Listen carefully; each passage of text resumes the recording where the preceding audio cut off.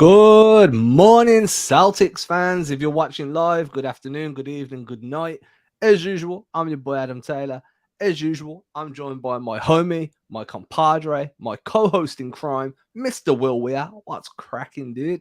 What's poppin', Adam? We are, if you're listening to this right now, we're just over 24 hours away. And if you're listening to this in the podcast form, tonight we tip off the NBA Finals. We made it, Adam. We Please, freaking made it. please repeat that, but do Bostonian.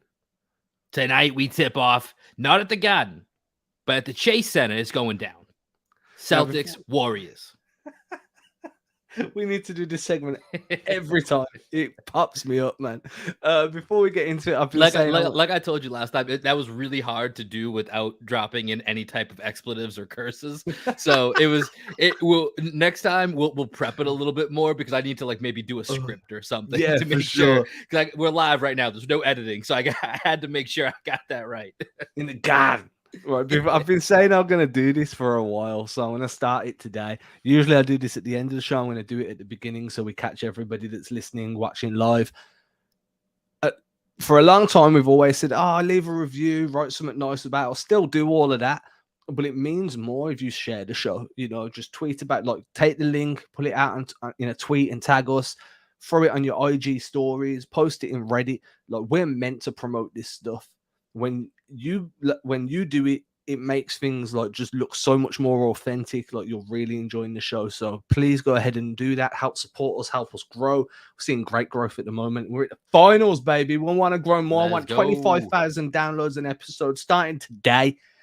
Anyway, we're about to do a mailbag episode. If you're watching live, you can feel free to go ahead and throw your comments in and we will answer them on the fly. If you're watching on Twitter and you can't do that, head over to my YouTube channel, hit subscribe while you're there, and then comment that way. Why not? I win, you win, we all win. Guess who else is going to win? The Celtics. That's right. Will, I know you've got the questions from Twitter up. I've got them up from IG. So why don't you go ahead, choose your first question, and we can dive straight into this bag of mail. All right, let's get it going. This first one here is from Soze, Kaiser Soze. Do you think the Warriors will/should overlap a lot of Looney and Draymond minutes? Maybe that gives an advantage to Boston, letting Horford Williams do their thing. But if they don't, won't Boston have an advantage in size and boards? Adam, I know before we came on, you mentioned that you earlier today were on a Warriors podcast and had some insights talking about Draymond Green in the series. So I'm going to defer to you to start this one, and then we'll kind of bat it back and forth a little bit. Yeah, so the information I got told, and I will admit, this year I've been adjusting to covering the team full time, so I have watched less basketball, non-Celtics basketball than in previous years, and obviously that means that certain times schemes have changed and whatnot. But from the information I've been provided from somebody that has watched every Warriors game at least twice, Draymond Green gets used in a similar role to what Robert Williams does. That free safety, that rover role, so someone that can cause mayhem defensively, that's going to rotate over and just help out where needed, protect the rim. So I think that having Looney and Draymond minutes together makes sense in a way because you're matching up with Boston's double big, right? You're going to have Looney dealing with Horford. Or Looney might take on Rob. Then you're going to have Draymond dealing with Horford, but in a rover role. So I think that you're going to see them match minutes a little bit. But again, the Warriors lack size off the bench. So they're going to need to stagger those two. Because if you don't, that bench unit's going to cause problems, for real, because the lack of size is something that to me would be concerning from a Warriors perspective. I'm not saying, but the problem is the Warriors are just so skilled that they don't really need to worry about size like the way most teams do. But again, yeah, I expect them to kind of blend minutes, maybe start together, finish together, and then stagger throughout the game is kind of what I'm expecting to see. Yeah, and I think it's really interesting with the way this is set up. I think a lot of it kind of depends on Rob Williams' health, right? Because that's one of the major question marks for me in this series. And so when I think of Draymond and Looney playing together, I think they kind of have to a lot of the times if you're going to have a healthy Rob Williams and Al Horford out there, it's going to be almost a necessity for them to have them out there. Now, I think with Rob's health, I'll be honest, I'm very concerned that there's opportunities for the Warriors to, if it's the same Rob Williams that we saw in game 7, who couldn't really move, who couldn't contest and then get back into a play, certainly doesn't have the double jump that he used to have, that quick second jump, which is maybe one of the quickest in the league. We haven't seen that all playoffs. I think with the way that the Warriors play, there is opportunity that if he's not anywhere close to the Rob Williams that we know that was all defense, they might be able to play him off the court, especially with the way their offense works and how they can kind of, get Curry and Jordan Poole going downhill, who can decelerate and accelerate better than almost any guards in this league. That could be a real problem for someone with limited range. However, if Rob is able to play at even an adequate level, I do think it's going to force the Warriors to have that double big lineup. And I think the biggest part for me then is you're making them play Kevon Looney on your terms. Like, Draymond Green's going to be out there no matter what anyways, right? But if you have the double bigs, you're making them utilize Kevon Looney, who's a good player, when you want him to be out there. If you're using Horford as your main big and then you have kind of Tyson and Williams, I don't think the Warriors are really going to care what the lineup is. They're going to feel free to go small. They're going to, feel free to play Looney when they want. And here's the thing. Offensive rebounds last series were really difficult for the Celtics. They actually lost that battle 76-61 in total offensive rebounds to the Miami Heat. On the other side, the Warriors, while playing the Mavs, who don't really have a big that really, that they had to worry about, they utilized Looney to go ahead and crash those offensive rebounds. They won that series in 5 games. They won the offensive rebound battle 49-30. So, Adam, with that, I started to think about how important are offensive rebounds in the NBA Finals. Like, does it actually matter? Because, part of that Heat series, what do we always talk about? Don't turn the ball over. Don't shoot yourself in the foot. Those are the 2 things that we had to worry about, and offensive rebounds were a part of it. So bear with me for just a moment here. If we go back in time to the 2016 Finals, so starting in 2016, Cavs Warriors, when the Cavs come back and win, Cavs win that offensive rebound battle 82-72. Next year, the Warriors win that offensive rebound battle 61-58. Still close. 2018, it's a disgrace of a finals. That's the year that LeBron plays one of the best games a human being has ever played, and it was just a sweep, and we don't need to get into that one. Let's go to 19 and on, because it gets interesting here. The Raptors beat the Warriors in that series. They win the rebound battle, offensive rebound battle, 58-53. The next 2 years, where there's clearly an advantage in height between the Lakers and Heat in 2020, Lakers win that series in 6 games. They win the offensive rebound battle 70-39. Last year, very competitive 6 games. Bucks versus Suns, clearly a height disparity. You know why the Suns went and got JaVale McGee in the offseason. 79-42, Bucks win the offensive rebound battle. So back to the point here of, are they going to play Draymond and Looney together?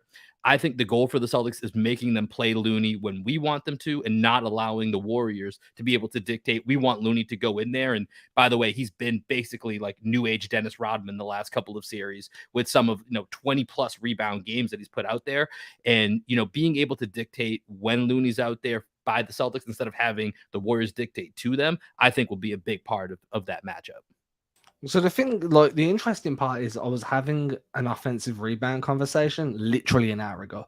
So the fact we've kind of fell into this is, like, it's clear that that's a concern for Celtics fans right now, because they have been getting out rebounded on the glass, especially on their own glass where they're meant to be taking control, and I feel like Golden State are so fast, they're so pesky, they spread you out so much on, like, as a defense, you're going to be guarding so many more perimeter actions than what you're going to be dealing with elsewhere, that you are going to be giving up additional offensive rebounds, because they're going to take their shot, they're going to crash. Now, that obviously is going to generate second chance points. It's going to generate kick out opportunities. And if you're the Warriors and you feel like you could get 2, but you've got Steph Curry that looks semi-open, you're going to kick it out and notch that extra point on, or at least take the risk. Mm-hmm. And I think that, the number one priority right now coming into this series is figuring out how to be like a sturdy perimeter defense without giving up your structure, right? Because one of the things that the Warriors are really good at is stretching you out to the point where no one can get back in time. It's hard to box out. It's hard to get in front of guys to rotate over. And that's going to be one of the biggest challenges. Now, the thing with Looney's ridiculously fast, very strong, will bully his way to the rim. And as you say, if the Warriors are dictating when he plays, well, now they're playing that half a step ahead. and you're trying to catch up and then get that half a step ahead yourself, so you get that the power to dictate. And that's going to be a miniature chess battle between Kerr and Udoka, and I'm curious to see how it plays out.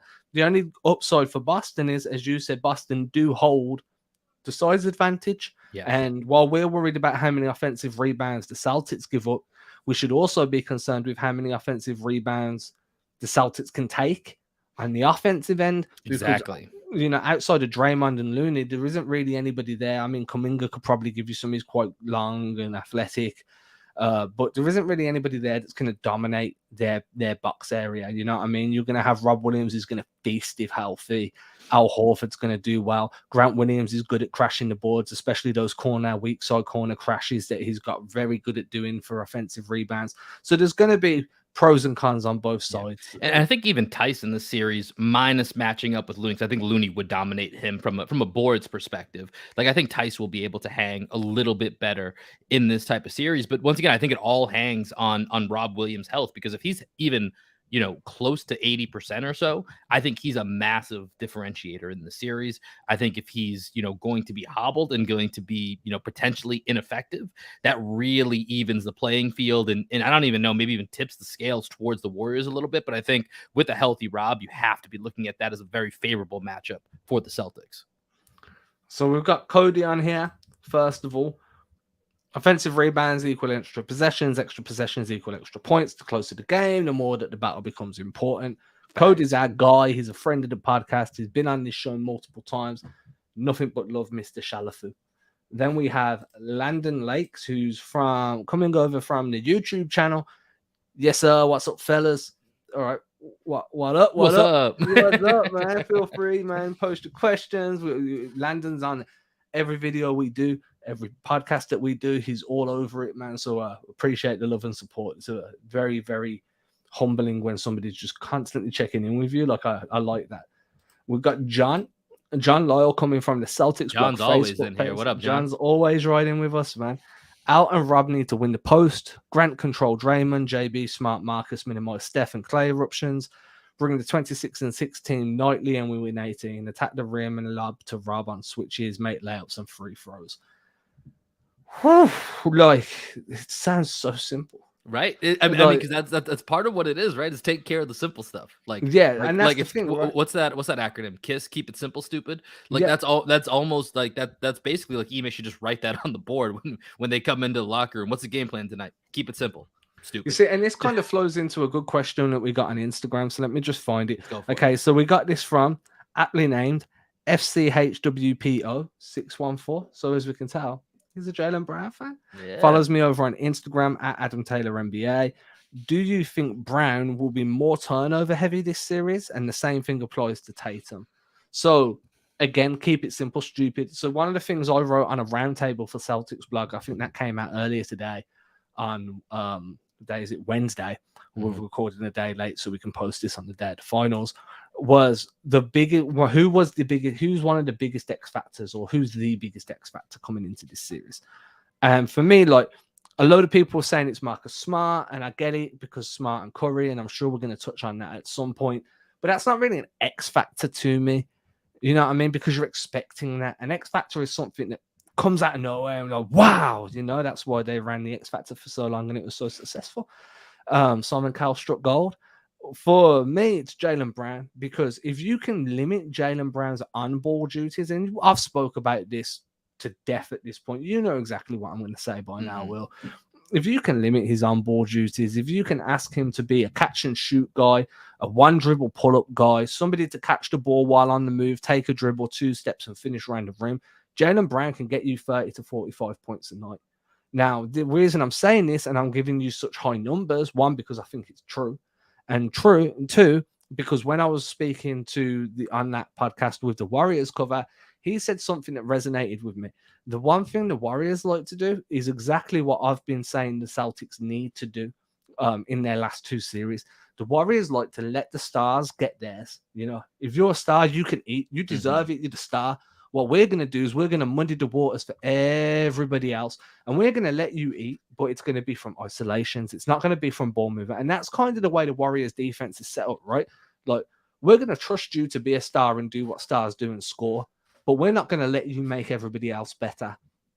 So, if they're letting stars score, they might not let Tatum make Derek White better or Grant Williams or Rob or Al, but Jalen's a starter, so they're going to let Yeah. Jalen eat. And I think if you can limit Jalen having to actually dribble the ball, his turnovers are going to be minimal. And then Tatum, if they're not going to pressure him, then his turnovers shouldn't be too bad either.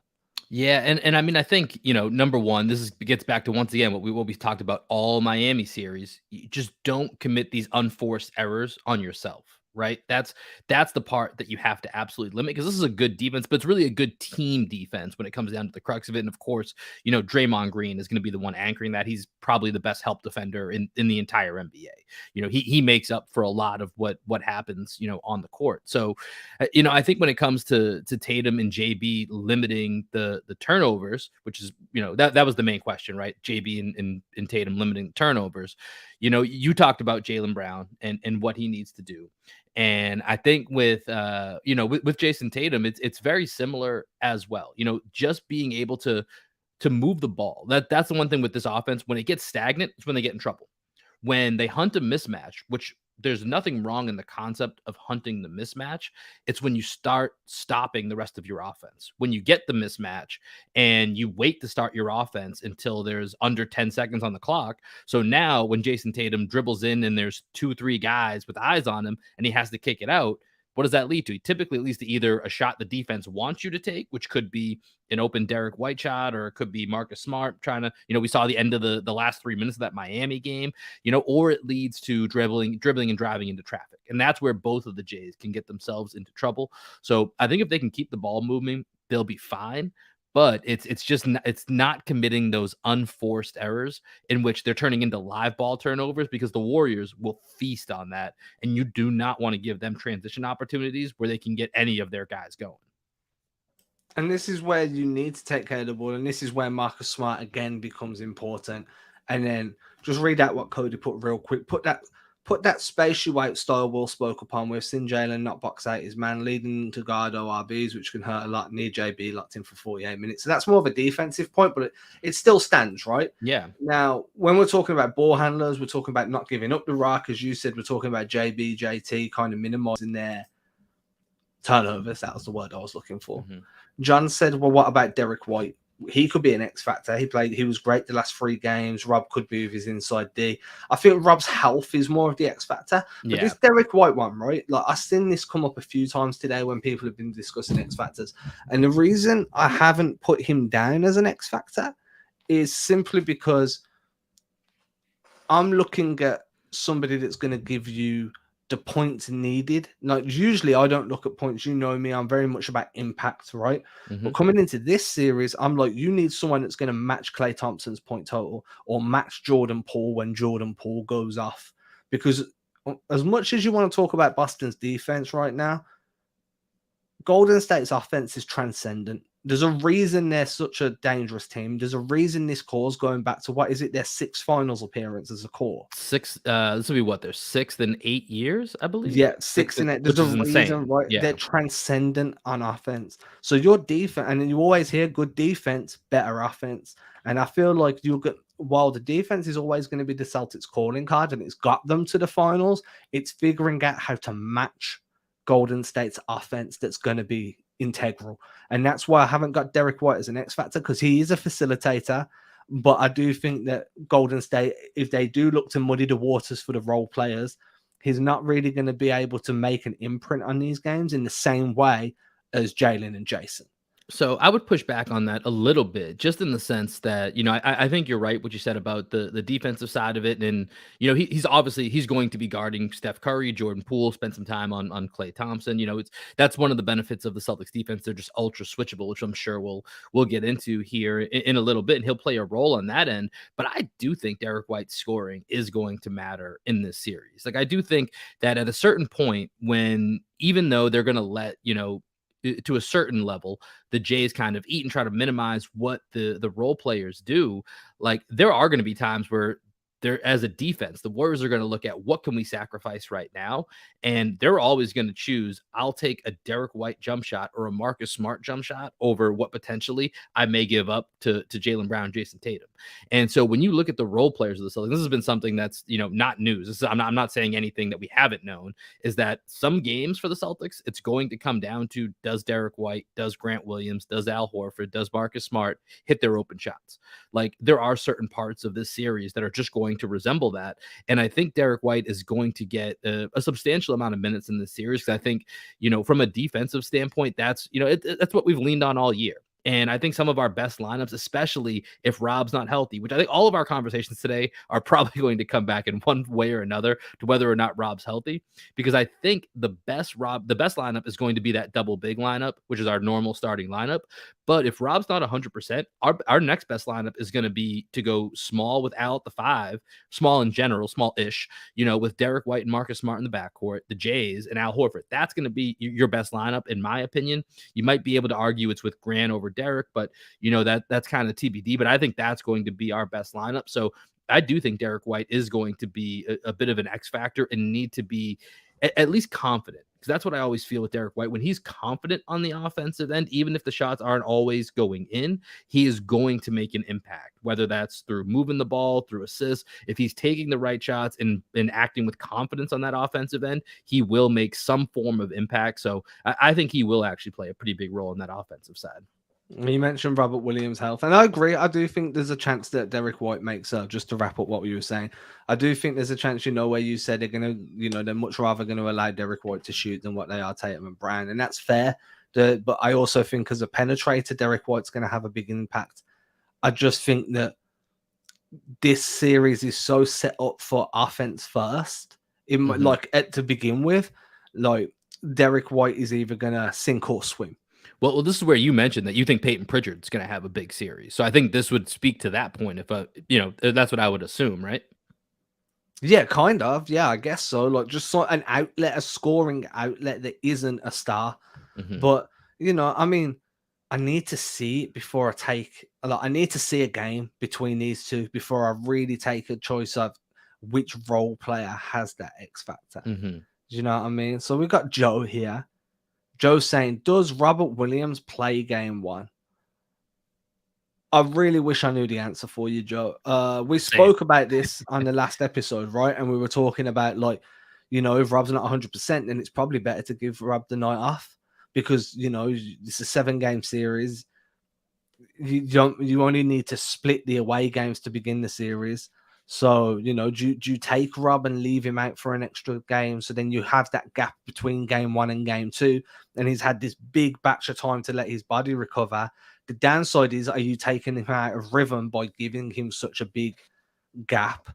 Yeah. But if I could tell you if Rob Williams was going to play, I'd have the lottery numbers. I really wish. And it and part of it also comes down to what does that 2 extra days buy you? You know what I mean? Like this series is more spread out, so it does give more time for recovery, which has seemed to be a problem with the inflammation of his surgically repaired knee.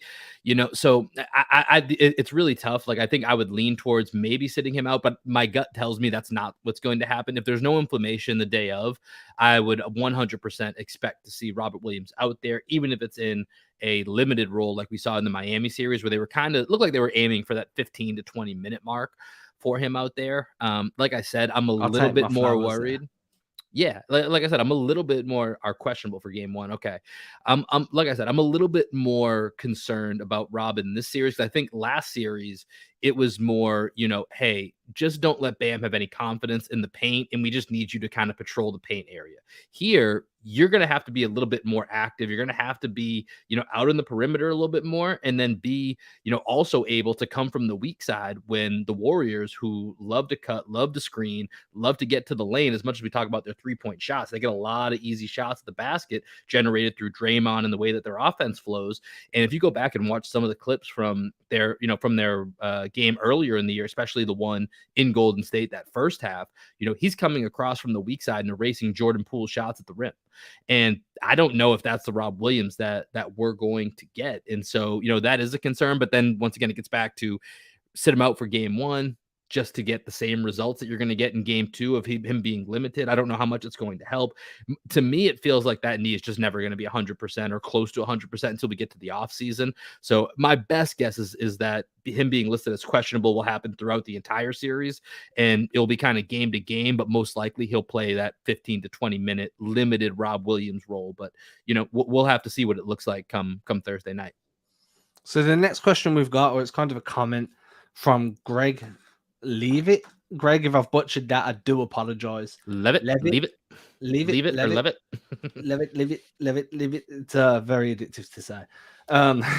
They're which is Boston. They're not as physical. No, sorry, it's the Warriors. They're not as physical as the Bucks or Heat. Our offense can flow a little bit more. I'd agree there, but I'd say they're probably more destructive than both the Bucks and Heat. Like the Milwaukee and Miami disrupt you in a way where it's constant. Like there's no rhythm to the game. There's foul after foul. There's charge after charge. But people's bodies are just getting strewn across the floor like you're rewatching 300. You move on to the Warriors. They're not gonna body you up like that because they don't have the personnel to do so. But they're gonna really snap the passing lanes in transition. They're gonna they're gonna tip loose balls. I think they're I think they're top 5 in deflections throughout the postseason. They're a top 14 of deflections through the regular season. Now, whenever you look at regular season numbers for the Warriors this year, you need to remember they didn't have Clay for 30, 40 games. Then the next 20 games with Clay was Clay just shaking off that rust of not playing for 2 years. Draymond was out for a long period of time. Steph missed multiple stretches of time. No Jonathan Wiseman. Kuminga and Moody were up and down from the G League. The Warriors didn't have continuity, but the Warriors team we know are super disruptive in terms of they like to cancel screens. They which is where they just don't let you set the screen. They like to deter passing lanes in transition. They're not going to let you penetrate and get the kick out. And that's the type of disruptiveness that Golden State are going to throw at you. So I agree. The physical toll in this game, this series, is not going to be on you. Going to be battered and bruised, but they're going to run you to where you feel like you're wearing lead shoes. Yeah, and Adam, I want to add on to a point that you made in there real quick. Just talking about the health of these teams and the amount of games that they played. Obviously, we can talk about right now the immediate sense that the Celtics are clearly more banged up than the Warriors. Their guys have been getting healthy over the last week. We've been fighting through a 7-game series that you look back at one of those opportunities to really close it out in 6 and match that rest a little bit. You missed that. You had to go to that game 7. Guys are really hurting, but you brought up the point that Clay has been working himself back into shape after missing 2.5 years.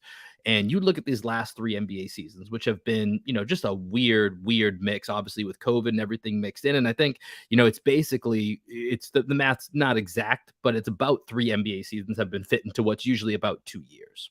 And so in that time frame, Celtics have played 267 games. The Warriors have only played 237. They didn't go to the bubble. They didn't have to go through the playoffs that we went through in the bubble. Then coming back that next year, they made the play-in. They lost. We made the play-in, won, played in an additional set of games there. We had JB's injury. But then in between, just having a 30-game difference over this condensed time frame, you think about, like you said, Draymond and Steph barely played in 2019-20. Steph played 5 games. Draymond played it. I forget what the number was. I don't have it in front of me right now, but didn't play much of that season either. So they basically got a season to recharge. They got almost an Al Horford, gap year like he got in Oklahoma City. So they've had time to kind of recharge, and they're much healthier coming into this. And that's one of ultimately my biggest concerns is just, do the Celtics run out of healthy bodies and stamina? Because it was, it took a lot to get through that Bucks and get through that Heat series. And I've said this before, Jason Tatum talked about it just in the bubble, where when they lost to the Heat in the Eastern Conference Finals, part of that was how tough it was to get by the Raptors in that 7-game series right before that. So, that's part of it for me when I look at where the Warriors might be able to take advantage of the Celtics. It's just purely from a health and stamina standpoint. And I think it's something that, I think the Celtics, to win this series, it's going to go long. It's going to be another grinding series. But, it's something that I think we definitely have to keep an eye on to see how it wears on them throughout the series. I think the other, when you're talking about health and longevity as well, the other thing to kind of realize is the Warriors aren't a young team. They have young pieces. Moody's young, GP2's young. Who else is young there? Kaminga, Kaminga, Poole, Moody, like, but Wiggins youngish. Wiggins is youngish. Maple Jordan is how I like to refer to Wiggins. Kevin Looney's actually younger than you would think, but I get your point. Yeah. Younger than me. Like most of these guys are younger than me. Oh yeah, Looney's like 27, I think. Yeah, he's younger than me. He's younger than you you think. too, Yeah. though. Yeah, for sure. Just to get that in there. I think Al's one of the only guys that we're younger than, I think. I know. Yeah, I think he's and maybe Draymond too. Maybe. I'm not too sure.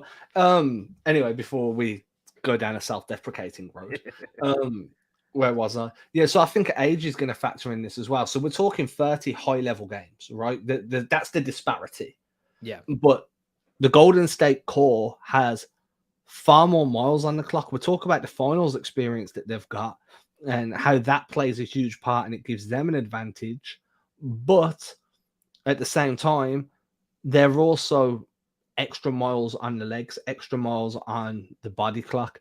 And we don't know how Clay, we definitely don't know how Clay is going to hold up in a finals run. Because the difference is, while we're saying that, hey, Golden State aren't as physical as Milwaukee or Miami, and they're going to muddy things up. Golden State hasn't faced the physicality that Boston are going to bring during their postseason run, and that how they navigate their recoveries against this. Like, this is a clash of styles. The Eastern Conference this year has been very brutal. The Eastern has been very much like a old school throwback, late 80s, early 90s up to the noughties, bully drive basketball. I've been all the way here for it. There's just not enough dunks. That's all I'm saying.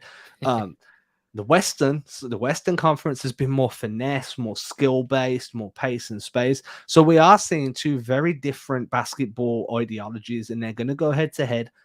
And I am curious whether Boston just kind of be like, yo, we're just going to bully you guys. We're just going to beat you guys up and see how quickly you can recover. Because we know we can take the pounding. Can you? So I will say to that. So I was trying to figure out, what's a recent example? Because like you said, Clay came back mid-season. So it's hard to pinpoint too much evidence of like this particular Warriors team with Poole in the mix, with Wiggins in the mix, and all those other pieces together. Like, what can we really use as a model for how the Celtics might want to play? And so I actually looked to that Grizzlies series a little bit, in which they won earlier 4-2. And I looked at it after Ja Morant went out, and they went to a starting lineup of Steven Adams, Triple J, Dylan Brooks, Desmond Bane, and Tyus Jones. So a very defensive, switchable lineup in which they have two bigs.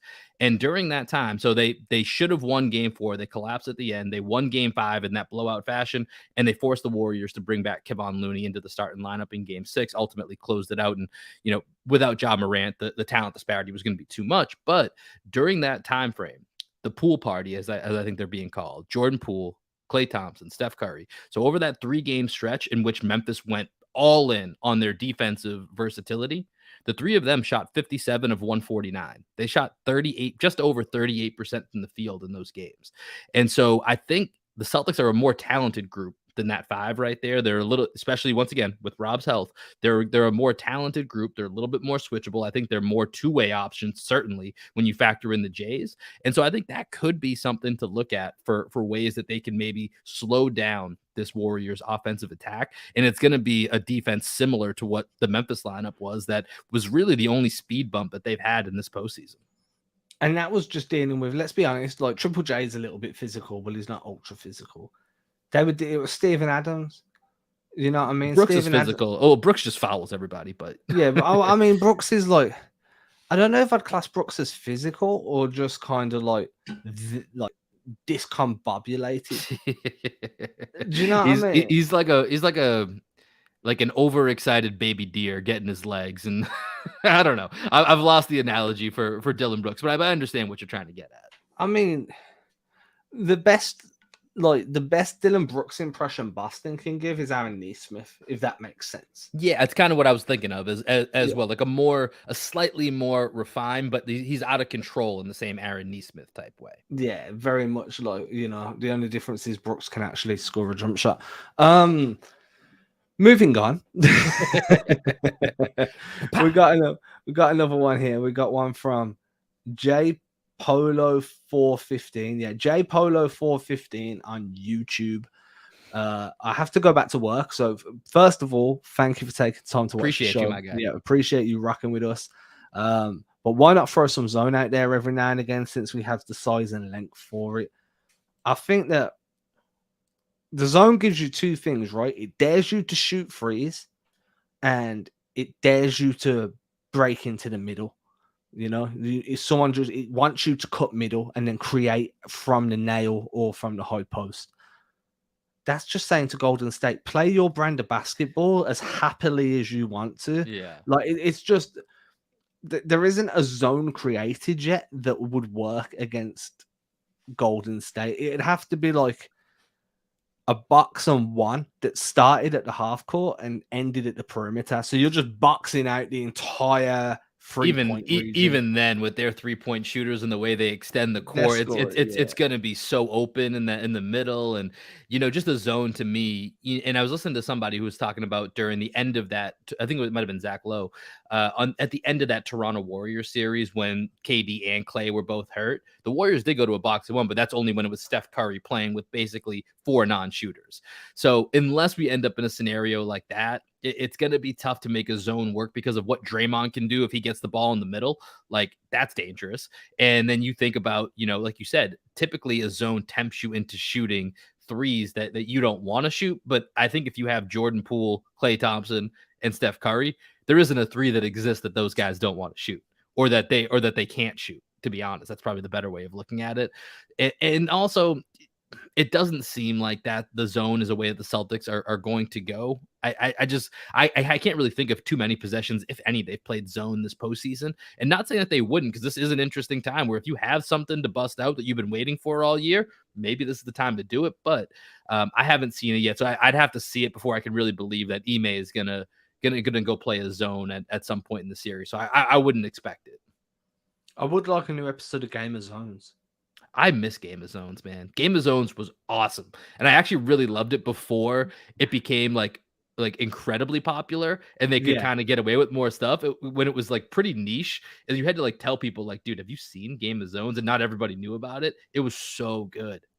And now all of a sudden it's just gone from our lives It's forever. so sad. It's almost. I think I'm more sad that Game of Zones ended than actual Game of Thrones because of the Like way it ended. when they make good basketball like content like that, like I'm always sad when it ends because you don't know when the next one's coming. Hmm.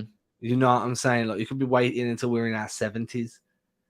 What have I got? The real X factor no one is talking about is Ime is way hotter than Steve Kerr. Let me put that up.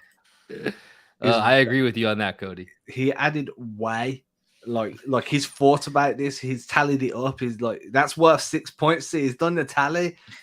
Like let's not get into that. Let's just leave that where it is, Like one day we'll bring Nia Long on and we'll ask her who she prefers, and that'll wrap that up. Let's get another one from Twitter, man. Who we got on Twitter? All right, so I got one here. I want to make sure I get this correct. So let me pull it up here. But this is going to be one that's not necessarily a strategic question, but it's more of it's a higher level question. So, who's under the most pressure in the series? Steph Curry or Jason Tatum? And this comes from @Nin PlayStation. So, who's under more pressure? Steph Curry or Jason Tatum?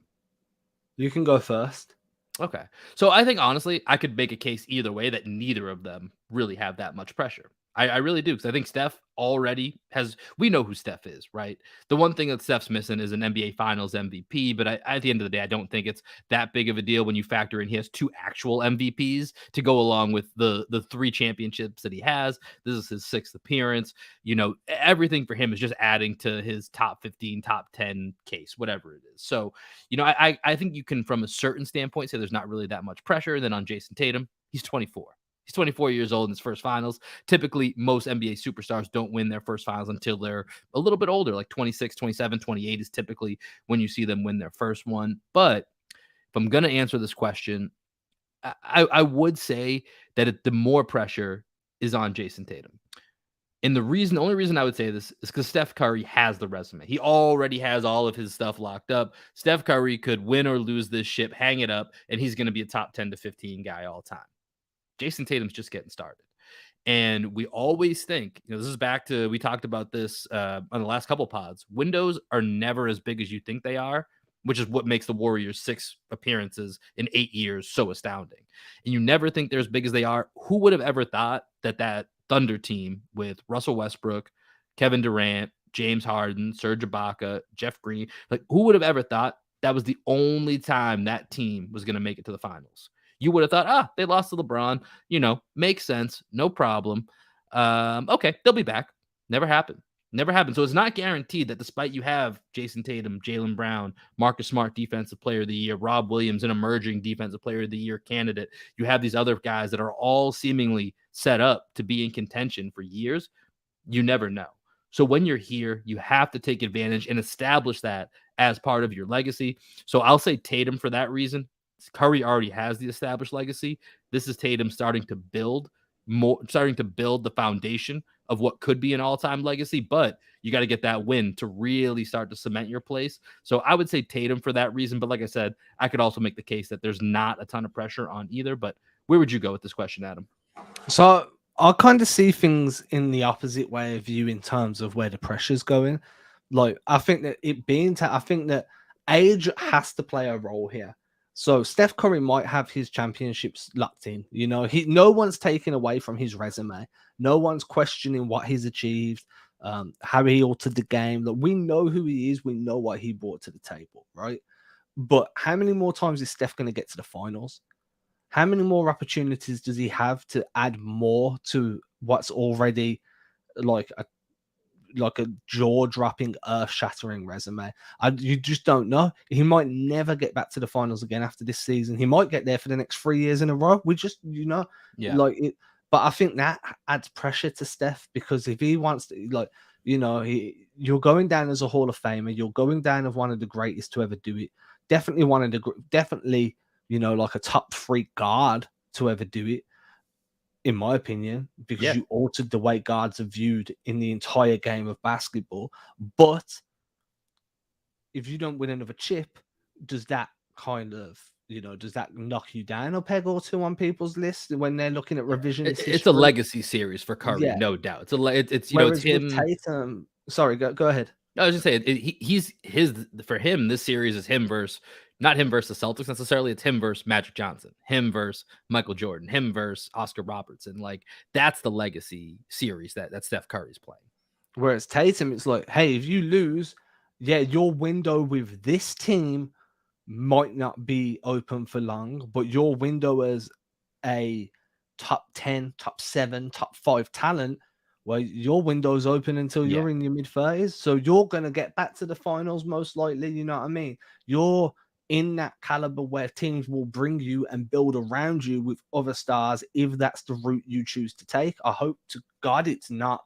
I prefer players that are, the Damian Lillards, the Paul Pierces, they're with one team throughout. And I think Tatum's built in that mold, if I'm being quite honest. But Tatum will get another shot. You know what I mean? And that's why I don't think the pressure's on him as much. Plus, in my opinion, like they had to go to the conference finals and lose a few times to make it to the finals. Do you get what I'm kind of getting at? So, he's already taken several scars. So this isn't the first scar that he's taken. So he's already kind of built up some of what you think typically, the guys that we talk about at 27 go through. He's already gone through them. He's at age 24. He's had those battles. And that's why I think the pressure's on Steph more. I think that's a fair argument. So we've got JPolo415 on YouTube again. I'm not brushing you off when I respond to this, and I'll let Will have his response as well. Win or lose, I'm assuming the series, what would you change about this team and who you would want to see on this team realistically? Me personally would love Clarkson, and I'm assuming Jordan Clarkson off the bench now. I gotta go keep up the good work. Well, I appreciate you. Hope my guy doesn't get fired on this. He keeps chiming in during work. Like, I'm not going to answer that simply because that's off-season content, and we're only a couple of weeks away from doing off-season content. You know what I mean? This is an all-year-round podcast, 3 times a week. We don't stop. So I'm not going to bleed into off-season talk until we're at the off-season. As Will knows, I do have my list of people. But and I'm with you because that conversation, and I think it's a good question. I want to make sure that I acknowledge. I think it's a really good question. that conversation is primarily built around what else does this team need to win a championship? Well, we're in the weeks where this is the weeks of winning a championship is right now. And this is one of the few times where I, for the most part, only want to live in this moment. Yeah, Everything on this podcast is predicated around these next 2.5 weeks, whatever it may be for this series to conclude. Because everything you talk about, from who you draft, who you trade for, who you sign, all of it is built up for how do you build a championship team? Well, this team right now, 2021 2022 Celtics, is in the NBA Finals. So for now, this is the team that I want to focus. But I do want to touch that question in a couple weeks down the road after we get through the series, but it's just not the time for right now. so I'm going to pull another question up off our Instagram Yeah. questions. You know, the wonderful people over at IG. They're very friendly. And I mean that genuinely. Like, IG is just full of support and love, or it has been since in my experience. And that is me taking a shot at Twitter. Yes. um, let's have a look.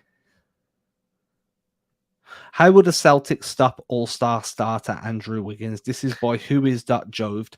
Please go over to celticsblog.com and look exactly at how you attack Andrew Wiggins in my deep dive. We'll go on the offensive end now. So what we're going to do is we're going to talk about the offensive end with Andrew Wiggins, because I think everybody's a little bit like, yo, did you see that Andrew Wiggins dunk, bruh? You know what I mean? Like, top 2 dunk of the entire postseason. Wiggins can score from 3, super athletic, got great bounce. How do you limit him getting downhill? Now, in my opinion, I'm not too worried about Warriors attacking the rim, because Boston's defense is designed to take away your ability to attack the rim. They've got guys that rotate over from the weak side. They've got someone like Al Horford or Grant Williams that can step up a little bit, kill that driving lane, force you into getting off the ball.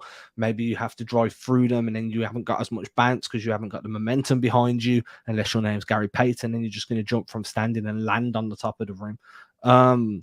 Because dude's got hops, right? So, like, but I think that Wiggins is one of those guys that he can explode off the mark as well, right? Like, his acceleration is ridiculously good. He can change speeds really fast, change directions really smoothly. Doesn't really have to shift his weight to move. That's going to be tough, right? And I think it's going to be like, I think Jaylen Brown gets smoked if he's asked to guard Wiggins off ball. On ball, I think Jaylen Brown holds his own. Off ball, I think Wiggins can change direction too quick for Jaylen Brown to keep up with. And I'd much rather test out like a Grant Williams that's going to knock him off his line. So Grant Williams is going to get beat off that first step, but Grant Williams strong enough to kind of give you that little bump as he catches back up. Or someone like Derek White that is able to change directions quickly, can shift their weight, can stay low, can stay in front of you. Because the key to slowing down Wiggins is not letting him get you on his hip. Because once you're there, you're done. Yeah, you have to turn Wiggins into a jump shooter. I mean, he's capable, but that's got to be the poison that you live with is him taking jump shots, especially when you look at his teammates. But you said something I want to ask you about, Adam, that I think was interesting in there. You know, you talk about JB guarding Wiggins, and it made me think of JB's potential offensive defensive assignments in this series. Do you see him, or who do you see him guarding? And then I guess, who do you prefer? Either way you want to take it. JB guarding Wiggins, which it sounds like you don't love that matchup, or JB guarding Clay. And the reason I think about this is on ball, I have no problem with JB guarding basically anyone. I think JB is a fine defender. On the ball, obviously against Giannis, it's tougher just because he's so big and huge, but there's no one in the series to worry about that. So I think on ball, I'm comfortable with him against anybody. It's that off ball where he occasionally has the propensity to fall asleep a little bit and sometimes kind of ball watch.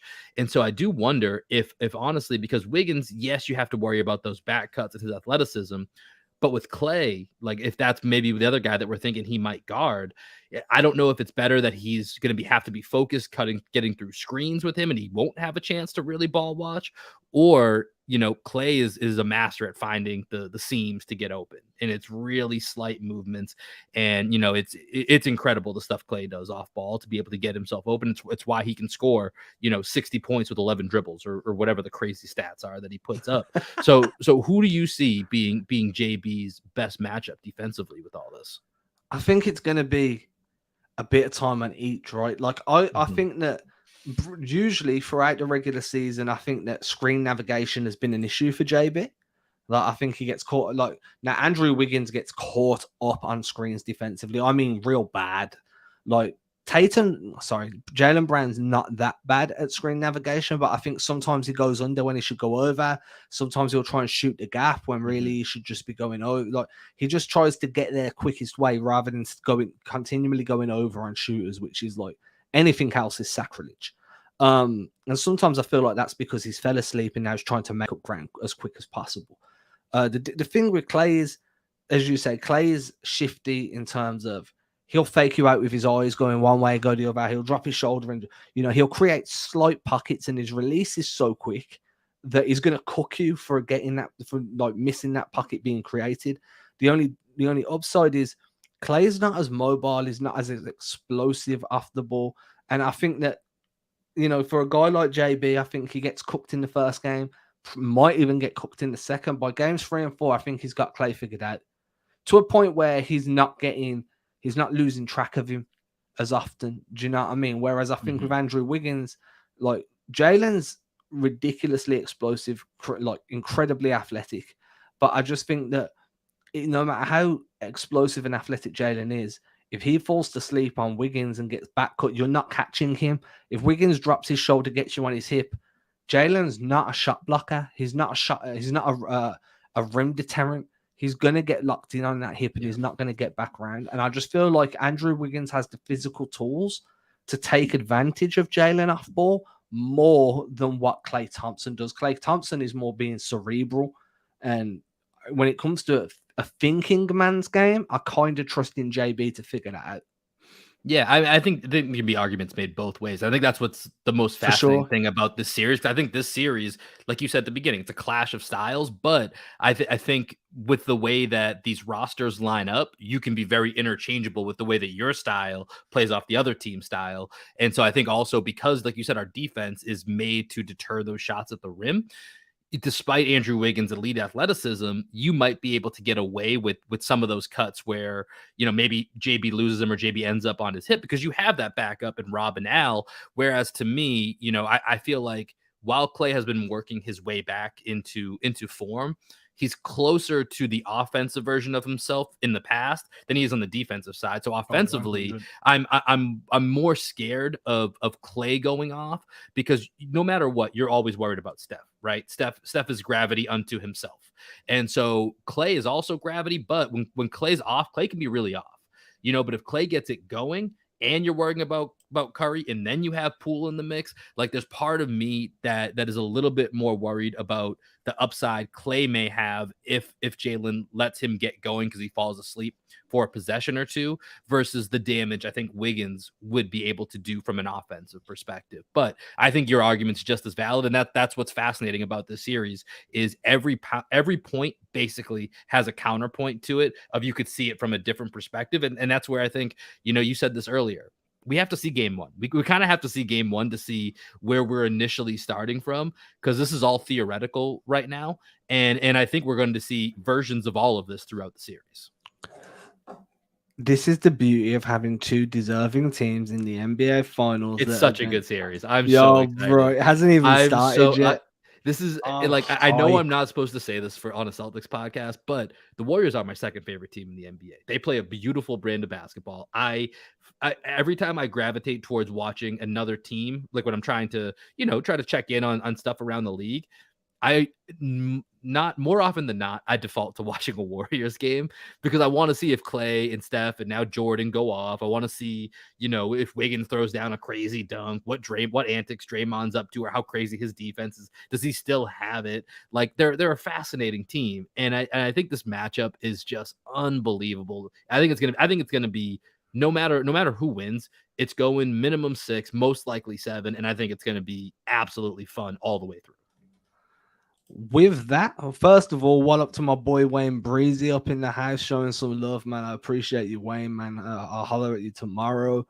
We got J Cruz in here. I think we can draw a lot of fouls on the Warriors if we attack the paint consistently. Completely with you, Jay. You know, I think that goes back to that physicality again, those bully ball drives. Do they play loony or not play loony? Do they have Yeah. a rim deterrent? Where, you know, what does that look like? I think that's part of that as well. Do you get Al Horford working that low block, going post up? Like, there's going to be a lot there. You know, you reach, I teach type of basketball in the post. With that, we've kind of ran over the length of the usual show, but man, it's the It was fun. finals, so It was fun. I'm excited, man. I'm smiling. Dude, man, I am hype.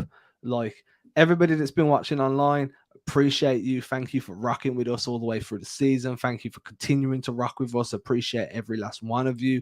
If you're listening on the podcast, you've been rocking with us since day one. If you're new to the podcast, thank you for joining in with the show. Everybody, man, we feel the love. We appreciate it massively. And we'll be back again after, I repeat, after game one of the NBA Finals, where we can talk about everything we learned. Until then, peace out, hombres and hombrinas. Let's go Celtics. Is that the feminine for hombre, hombrina? It's definitely not. It's definitely not. No. I should know this, but I'm blanking on it right now. Hombrina. I'm just trying to be inclusive, dude. All right. Bye, everybody. Peace out, y'all.